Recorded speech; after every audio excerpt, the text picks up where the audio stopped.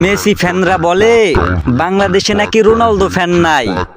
আচ্ছা, যারা ফুটবলের কিং রোনালদোকে ভালোবাসো তারাই একটা করে কমেন্ট করো।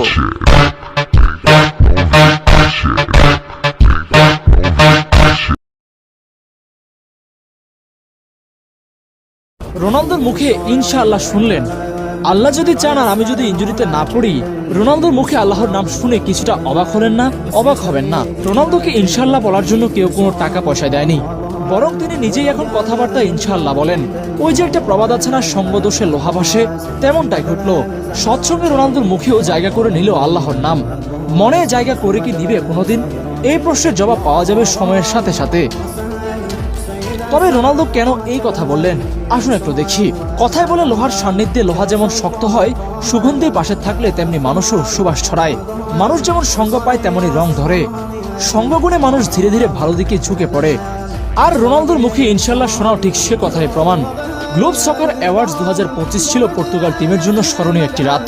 এদিন বেস্ট ন্যাশনাল টিম নির্বাচিত হয়েছে পর্তুগাল, মধ্যপ্রাচ্যের সেরা খেলোয়াড় নির্বাচিত হয়েছেন ক্রিস্টিয়ানো রোনালদো এবং সেরা মিডফিল্ডার নির্বাচিত হয়েছেন বিতিনহা। নিজের পুরস্কার নেওয়ার সময় রোনালদো বলেন, আমি 1000 গোলের মাইলফলক ছুঁতে চাই, ইনশাল্লাহ কোনো ইনজুরি না হলে আমি ওইটা অর্জন করবই। রোনালদো সৌদি আরবে আসার পর বিভিন্ন ইন্টারভিউয়ে তাকে ইনশাল্লাহ বলতে শোনা যায়। এছাড়া হরহামেশা সোশ্যাল মিডিয়াতে রোনালদোর সৌদি জীবনের কিছু ভিডিওতে দেখা যায় সে সবাইকে সালাম দিচ্ছে, এমনকি আজানের সময় ট্রেনিং করতে সতীর্থদের বিরত রাখছেন। এছাড়া সৌদিতে থাকার কারণে মাঠে মাঝে মাঝে মোনাজাত ধরতেও দেখা যায় তাকে। সৌদিতে আসার পর ইসলাম ধর্মের কিছু মূল বিষয়কে নিজের মাঝে যুক্ত করেছেন রোনালদো। এখন তিনি যে ইন্টারভিউয়ে বারবার ইনশাল্লাহ বলেন, এটা কেউ তাকে শেখায়নি, এটা এসেছে পরিবেশ থেকে। কারণ ভালো মানুষের সঙ্গ সুন্দর সংস্কৃতির কাছাকাছি থাকলে ভাষাও বদলায়, ভাবনাও বদলায়।